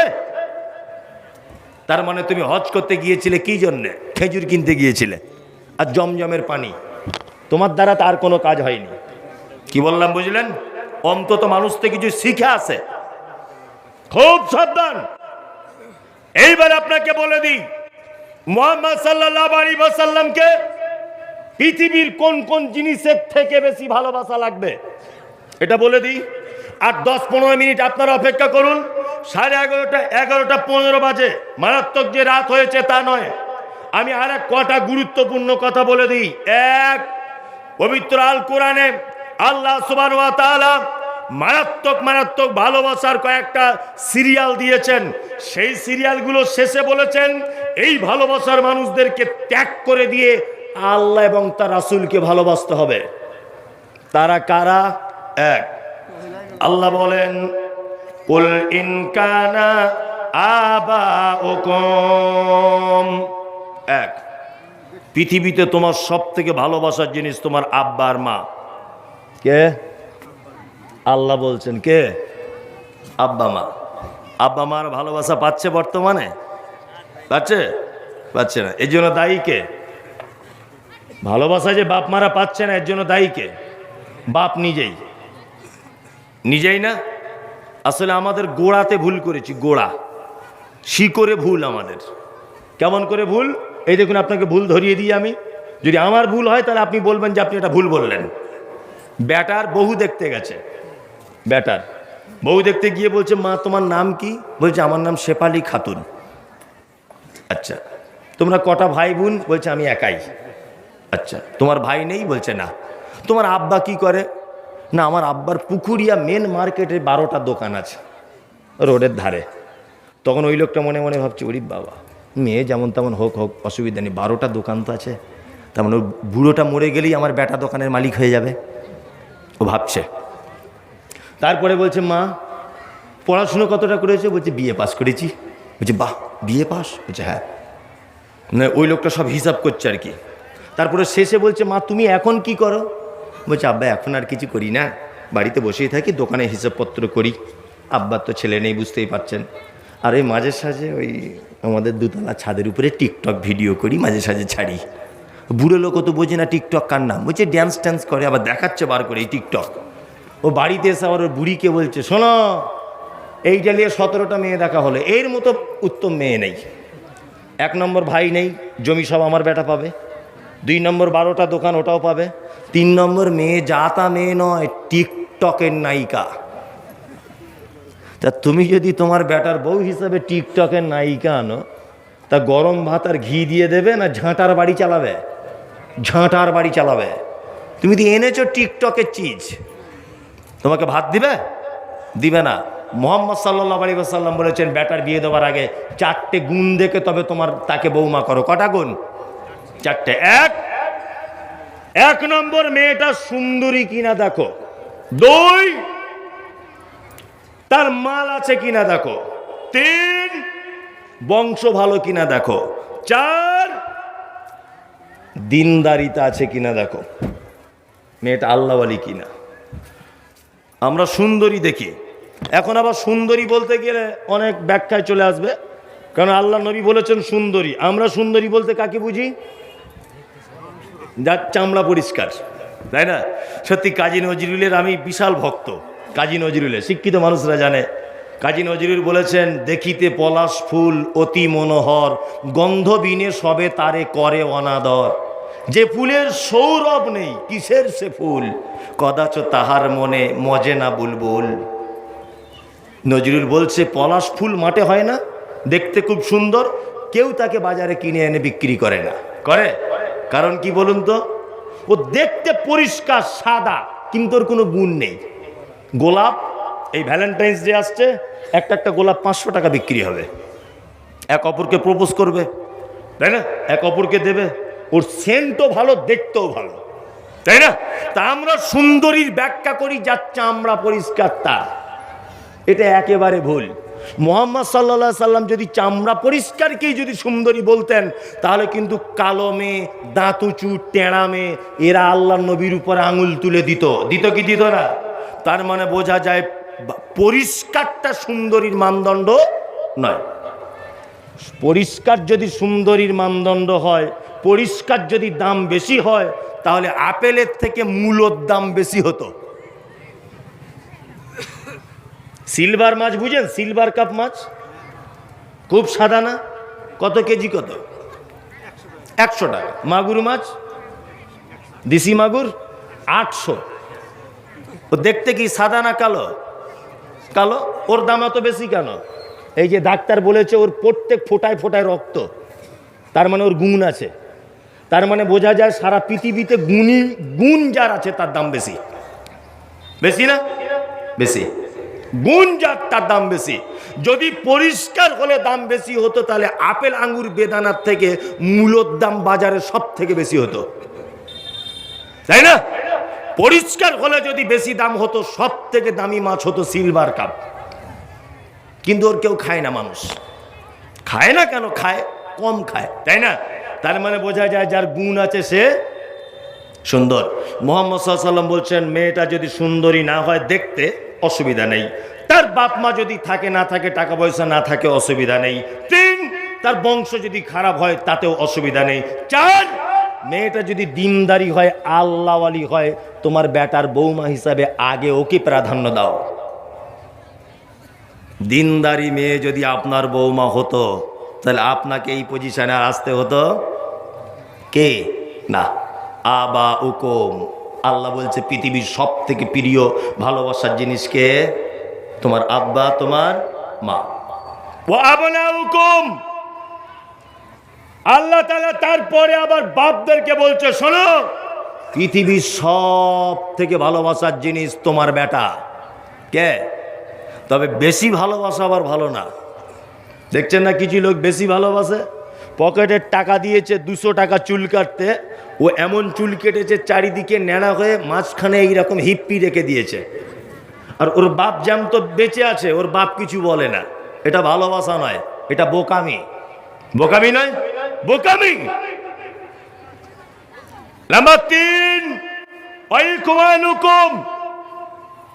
তৃতীয় ভালোবাসা হচ্ছে তোমার ভাই, তাই তো?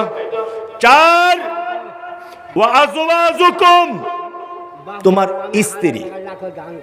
4 নম্বরে ভালোবাসা কে? স্ত্রী।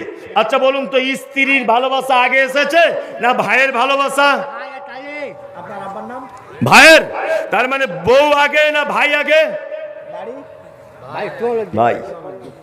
আল্লাহ ঠিক সিরিয়াল দিয়েছেন কেমন দেখুন। আল্লাহ বলেছেন ইখওয়ানুকুম, তোমার ভাই তোমার ভালোবাসার জিনিস। ও আজওয়াজুকুম, তারপরে তোমার বউ তোমার ভালোবাসার জিনিস। কি বললাম বুঝলেন? এখন তো বউদেরই কারণে ভাই ভাই অ্যাকশন, অ্যাকশন না অ্যাকশন। আল্লাহ তাআলা বলছেন আজওয়াজুকুম, তোমার স্ত্রী হচ্ছে তোমার পৃথিবীতে সবথেকে ভালোবাসার জিনিস। স্বামী স্ত্রী ভালোবাসা আছে বর্তমানে? নাই। আল্লাহর নবী আর আয়েশার কত প্রেম ছিল দেখবেন। ছোট্ট একটা কথা বলি। আম্মা জান আয়েশা বলছেন, যে গেলাসে আমি পানি পান ও করিতাম, পান করা হয়ে গেলে নবীকে দিতাম। দেখিতামে আমিও গো নিজ নয়নেতে, ওখানে মুখ লাগায়া নবী পান করিতেন। গোস্ত খেয়ে হাড্ডিগুলো ফেলিয়া দিতাম, চুষে চুষে খেত নবী চোখেতে দেখিতাম। আল্লাহু আকবার। এত প্রেম ছিল। আল্লাহ 4 নম্বরে বলছেন তোমার স্ত্রী তোমার সব থেকে ভালোবাসার জিনিস। আম্মা জান আয়েশা বলছেন কি, যে গেলাসে আমি পানি পান ও করিতাম, পান করা হয়ে গেলে নবীকে দিতাম। দেখিতামে আমিও গো নিজ নয়নেতে, ওখানে মুখ লাগায়া নবী পান করিতেন। আম্মা জান আয়েশা বলছেন, দয়ার নবী আমাকে এত ভালোবাসতেন, আমি গিলাসে পানি পান করেছি, যে জায়গাটায় মুখ লাগিয়েছি আমি আড়াল চোখে দেখেছি আল্লাহর নবী ওই জায়গাটায় মুখ লাগিয়ে আবার পানি পান করতেন। আম্মা জান আয়েশা বলছেন, গোস্ত খেয়ে হাড্ডিগুলো ফেলিয়া দিতাম, চুষে চুষে খেত নবী চোখেতে দেখিতাম। আমি গোস্তকে হাড্ডিটা দস্তরখানের উপরে ফেলে দিয়েছি, আল্লাহর নবীকে দেখেছি ওই গোস্তের হাড্ডিটা আবার মুখের ভিতরে নিয়ে চিবিয়ে চিবিয়ে রস বার করে করে খেতেন। আল্লাহু আকবার। এত ভালোবাসা। আপনার স্ত্রী আপনার আটু খায়? কি করে খাবে? হারাম করে সারাদিন বিড়ি টানছে। ওর যা মুখের গন্ধ, আল্লাহু আকবার, ওর যা মুখের গন্ধ, ওর বউ যে ওর কাছে থাকে এটা আলহামদুলিল্লাহ। ছি ছি ছি, সারাদিন বিড়ি টানছে, হারাম খাচ্ছে। এরকম লোক আছে না? নেই? আছে আছে। ফজর আজান দিচ্ছে মুয়াজ্জিন মসজিদে, আসসালাতু খায়রুম মিনান নাওম। একজন মুসল্লির উচিত কি? তাড়াতাড়ি করে উঠে মিসওয়াক করবে, দাঁতন করবে, দাঁতন করতে করতে মসজিদে যাবে, এটাই তো তার উচিত। ও দাঁতন করা বাদ দিয়ে ওর বহুকে ঘুমন্ত অবস্থায় ডেকে বলছে, ওরে বিড়িটা পেলাম, দেশ লাইটে কোথায় রাখলাম বলতো? হারামখোর বাড়িতে বিড়ি ধরিয়ে মসজিদের গেটে বিড়ি ফেলে অজু করে মসজিদে ঢুকছে। মানে ফেরেশতারা বুঝতে পেরেছে কোন চিজ ঢুকছে। এর যে বাসি মুখে বিড়ি টানলি যে কি গন্ধ, আল্লাহু আকবার, আশ্চর্য ব্যাপার। ওর তো নিজের নামাজ হবে না হবে না, আরো 5টা মুসল্লির কষ্ট দেবে। দেবে কি দেবে না? এরকম লোক আপনার মালদাতে আছে? আচ্ছা আচ্ছা। আবার কিছু যুবক ছেলেকে দেখছি সারাদিন রাম ছাগলের মতো ফিচিক ফিচিক করেই যাচ্ছে সারাদিন। হারাম খোরদের জন্য একটু ট্রেনের বাথরুমে যাবেন, যাওয়া যাবে না। রাস্তাঘাটে হাঁটবেন, হসপিটালে যাবেন, বাথরুমে ঢোকার মতন নাই। সারা বাথরুম ঘরটা নোংরা করে রেখে দিয়েছে। আছে না? হারাম। একদিন বিড়ি টানলে 40 দিন কোনো ইবাদত কবুল হবে না। কতদিন? 40 দিন। একদিন যদি কেউ নেশার জিনিস খেয়ে নেয় 40 দিন তার কোনো ইবাদত কবুল হবে না। 40 দিন। আর এই 40 দিনের ভিতরে যদি লোকটা মারা যায়, তার যদি ইবাদতই কবুল না হয়, তাহলে বুঝে নেন, আপনি বুঝে নেন সে থাকবে কোথায়। কি বললাম বুঝলেন? হারাম। কেউ কেউ বলছে মকরু, যারা খায় তারা বলছে মকরু, আমি তো মকরু বলবো না, হারাম। যাই হোক, আল্লাহ তাআলা বলছেন আজওয়াজুকুম ওয়া আশিরাতুকুম। শোনো, তোমার নিকট আত্মীয়, তোমার প্রতিবেশী, এটা তোমার ভালোবাসার জিনিস। ও আমওয়ালুন ইকতারাফতুমুহা, তোমার উপার্জিত সম্পদ, তোমার এটা ভালোবাসার জিনিস। ও তিজারাতুন তাকশাউনা কাসাদাহা, আল্লাহ বলছেন তোমার ব্যবসা, এটা তোমার ভালোবাসার জিনিস। ও মাসাকিন তারজাউনাহা, আর তোমার বাড়ি হচ্ছে তোমার ভালোবাসার জিনিস। আহাব্বা ইলাইকুম মিনাল্লাহি ওয়া রাসূলিহি, আল্লাহ বলছে যতগুলো ভালোবাসার নাম করলাম সমস্ত ভালোবাসাকে বাদ দিয়ে আহাব্বা ইলাইকুম মিনাল্লাহি ওয়া রাসূলিহি, আল্লাহ এবং তার রাসূলকে ভালোবাসা লাগবে। ও জিহাদিন ফি সাবিলিহি, আল্লাহর রাস্তায় জিহাদ করাটাকে ভালোবাসতে হবে। ফাতারাব্বাসু, আল্লাহ বলছেন তোমার পিতামাতা, তোমার ব্যবসা, তোমার স্ত্রী, তোমার বেটা, সমস্ত কিছুর থেকে যদি তুমি আল্লাহ এবং তার রাসূলকে যদি ভালোবাসতে না পারো, আল্লাহ বলছেন ফাতারাব্বাসু, তুমি অপেক্ষা করো, হাত্তা ইয়াতি আল্লাহু বিআমরিহি, আমার হুকুমে তোমার উপরে আযাব চলে আসবে। তার মানে বোঝা যায় সারা পৃথিবীতে মুসলিমদের উপরে যত আযাব, তার একটা কারণ আমরা আল্লাহ এবং তার রাসূলকে প্রত্যেকটা কাজে অপমান করেছি, প্রতিটা কাজে অপমান করেছি। অপমান করিনি, করেছি, এই তার কারণ। মানুষ মসজিদের জলসা, এটা আপনারা সকলেই জানেন, আর আমিও কমিটিদের মুখ চোখ দেখে বুঝতে পারছি কিছু বলতে চাইছেন। এটা আমারও আসলে দোষ কোন জায়গায় জানেন, প্রধান বক্তা আদায়ের কথা বললে লোক আর বসে না, এটা খুব খারাপ লাগে। দয়া করে ভাই একটুখানি বসুন, কিছু দেন আর না দেন একটু বসুন। মসজিদ আলহামদুলিল্লাহ খুব সুন্দর মসজিদ হয়েছে আপনাদের, খুবই সুন্দর। তা এটা আপনাদের কাছে বিনীত অনুরোধ, পৃথিবীতে দুটো জিনিসের মাধ্যমে জান্নাত যাওয়া যায়। কটা জিনিস? কটা? দুটা। এক, যারা চলে যাচ্ছেন দয়া করে বলছে 5টা মিনিট আপনি বসুন, এটা আপনার কাছে আমার অনুরোধ। 5 মিনিট একটা কথা শুধু বলতে দেন আমাকে। আমি জানি আদায়ের কথা বলবো বলেছি, আপনি চলে যাচ্ছেন, কিন্তু আমি তাও বলবো টাকা না দিলেও আপনি বসুন। আপনাকে কেউ পকেট থেকে তো বার করতে যাচ্ছে না টাকা, বসে থাকুন। এবার একটা মূল্যবান কথা আপনাকে বলছি। এক, পৃথিবীতে দুটো মানুষের সেবা যত্ন করে জান্নাত যাওয়া যায়। কটা? দুটো। এক হচ্ছে আব্বা, এক হচ্ছে মা, তাই না? কমিটির লোকও আমার প্রতি বারবার নজর দিচ্ছেন, কিন্তু তারপরেও বলবো আমাকে 5টা মিনিট এটা একটু বলতে দেন। 5 মিনিট। এক, আব্বা মায়ের সেবা যত্ন করার মাধ্যমে জান্নাত যাওয়া যায়। এবার আপনাকে বলছি পৃথিবীতে সব থেকে উত্তম দানের জায়গা, খরচা করার জায়গা কোনটা? মসজিদ। যারা বলেছেন একেবারে ভুল বলেছেন, একেবারে ভুল। পৃথিবীতে উত্তম খরচা করার জায়গা মসজিদও নয়, মাদ্রাসাও নয়। আমি বলে দেবো কোনটা, এটা শুনে অন্তত পক্ষে যান। এক, আপনাদের এলাকায় একটা লোকের 4 বেটা, বুড়ো হয়ে গেছে লোকটা, ওর মাও বুড়ো হয়ে গেছে। কেমন করে ভাত খায় ছেলেদের কাছে? মা পালি করে, মানে এমন ভঙ্গিমা যে ওর মা মসজিদের মুয়াজ্জিন, ওর বাপ ইমাম সাহেব, তাই না? পালি সিস্টেম। যদি 15 দিনের জায়গায় 16 দিন হয়ে যায়, তাহলে বৌমারা বড় বড় চোখ বার করে আর বলে ক্যালেন্ডার দেখে খেতে পারো না, আজ ক তারিখ হলো? বলে না? বলে। কেন? কেন এটা?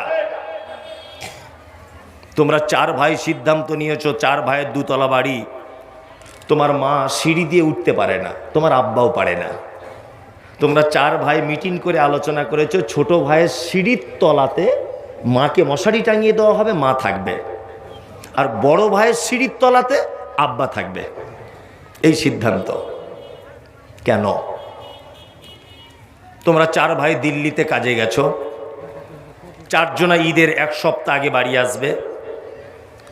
তোমার স্ত্রীকে ফোন করেছো তুমি, হ্যালো নাসিমা, হ্যাঁ এই আমি তো ঈদের উপলক্ষে বাড়ি যাচ্ছি, তোমার জন্য কি নিয়ে যাব?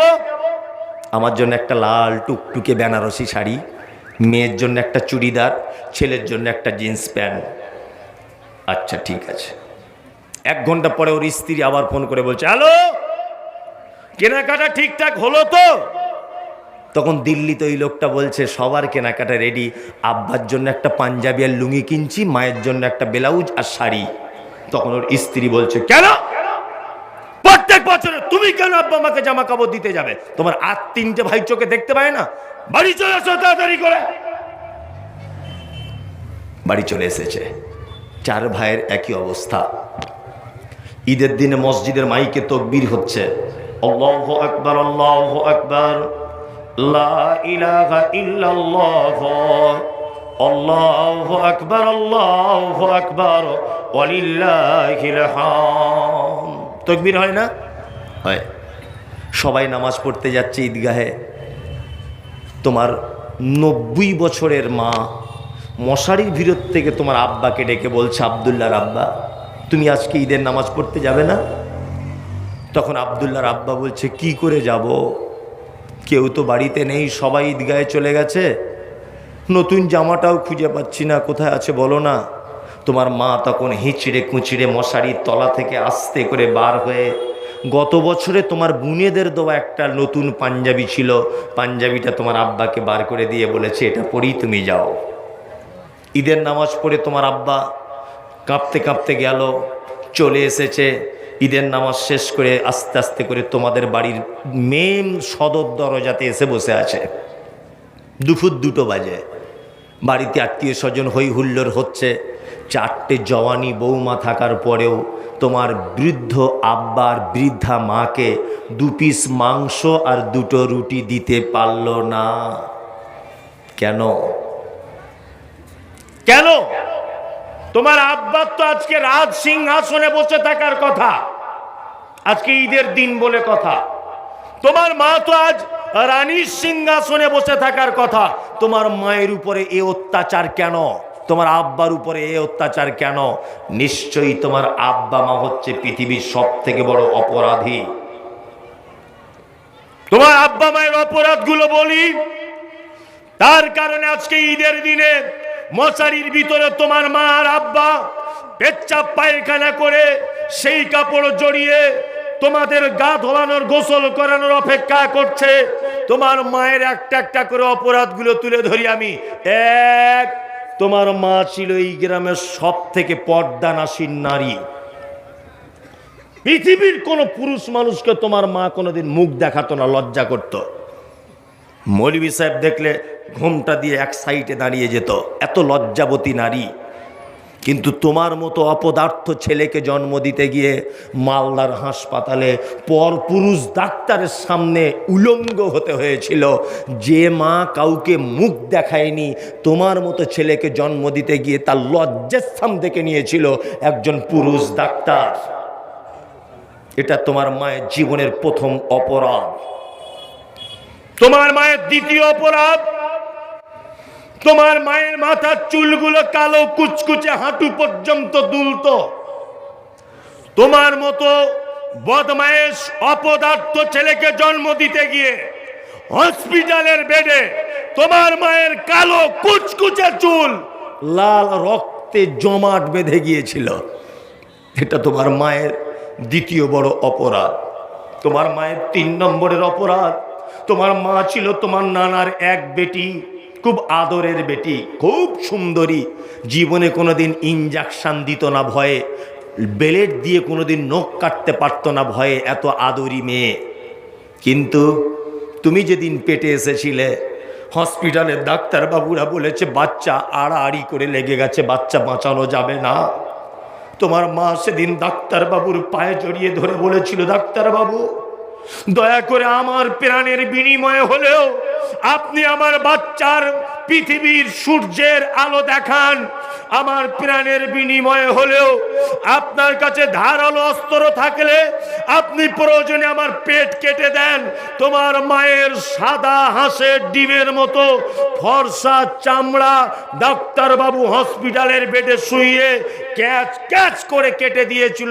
1 বিগদা মোটা সূচ আর সুতো দিয়ে সেলাই করে দিয়েছিল। আবার আজ 90 বছর বয়সে তোমার মা মশারির ভিতরে শুয়ে সেই সিজার করার বেদনা আজও কষ্ট ভোগ করে। তোমার মা মানে কে জানো? তোমার মা মানে ওই নারীটা চিকিৎসা বিজ্ঞানীরা বলেছে প্রত্যেক দিন একটা বাচ্চাকে তার মা 8 বার করে দুধ পান করায়, একবারে 250 গ্রাম দুধ পান করাতে হয়। কোরআনের ভাষা 30 মাস দুধ পান করাতে হয়। তার মানে যদি 50 টাকা দুধের যদি লিটার হয়, তোমার মা তোমাকে 90,000 টাকা দুধ পান করিয়েছে। এটা তোমার মায়ের অপরাধ। তোমার মায়ের অপরাধ কি জানো? তোমার মা মালদাতে তোমার নানির বাড়ি যাচ্ছিল, বাসের সিটে বসেছে, আর তুমি তখন থেকেই বলছো মা একটু দুধ দে না, একটু দুধ দে না। তোমার বয়স তখন 1.5 বছর। তোমার মা 26 বছরের অপরূপা চরমা সুন্দরী। তোমার মায়ের দিকে যুবক ছেলেরা বারবার ফ্যাল ফ্যাল করে দেখছে বাসের ভিতরে। তুমি বারবার ডিস্টার্ব করে বলছো মা একটু দুধ দে না, একটু দুধ দে না। তখন তোমার মা লজ্জার মাথাকে ব্লাউজটা খুলে দিয়ে দুধের বোঁটা তোমার মুখে ধরিয়ে দিয়েছে। একদিকে গায়ের ওড়না ঠিক করছে, একদিকে মাথায় কাপড় ঢাকছে, আর একদিকে যুবক ছেলেরা তোমার মায়ের দিকে ফ্যাল ফ্যাল করে দেখছে।